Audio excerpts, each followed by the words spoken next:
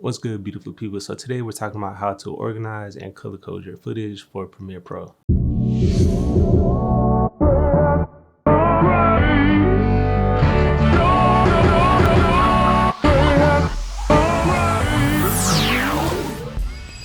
A few weeks ago, I posted the video titled, "How Can I Help You?" It was basically a video asking for your feedback on how I can create additional videos to help you become a better photographer, videographer, editor, or YouTuber. And from that video, I received a text asking how do I organize my footage and what do all the color codes mean on my timeline while editing in Premiere Pro. So today, I'm gonna break down my process on how I organize my footage and what do all the colors mean on my timeline. So before jumping into Premiere Pro, I like to go ahead and set up a project folder on a separate hard drive with all the files and footage needed for said project.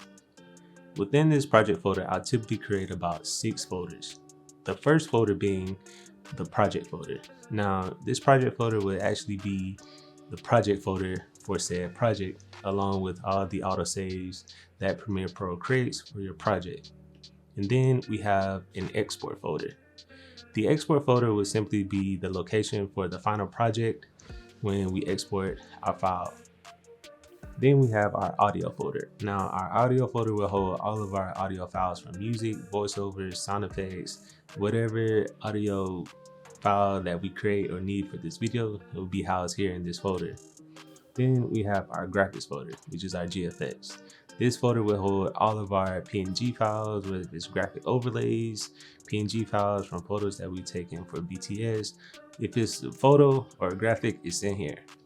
Lastly, we have our AE folder, which is our After Effects folder. Now, this folder isn't needed for every project, but in times where we do create additional motion graphics, or we need to go into After Effects for additional 3D tracking or stabilization, when creating that project file, this is where that file will live. So once we have all of our files and project folder created, we can then go ahead and open up Premiere Pro and import all of our files.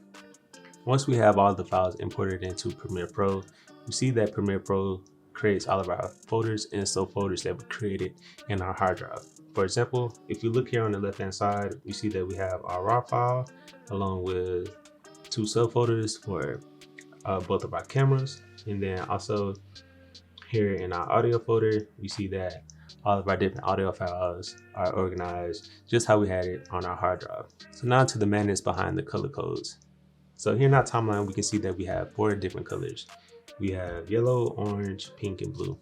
I typically label footage for 3 main reasons. 1, to be able to access a particular video clip in the project being quicker. 2, to be able to separate A-roll from B-roll. In this instance, for this particular project, each file or each footage was labeled a different color because we have 4 different interviews.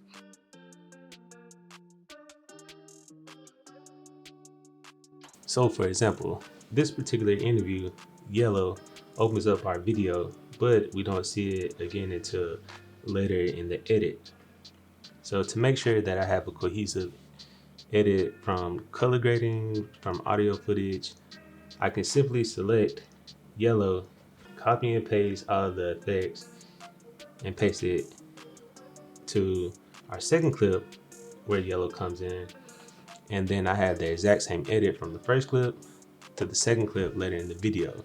So that's kind of why I like to label and color code all of my footage. So that's how I organize and color code my footage while editing in Premiere Pro. If you found this video useful in any type of way, make sure to hit that like button. And if you aren't already, consider subscribing to the channel to be notified for future uploads. Until next time, peace.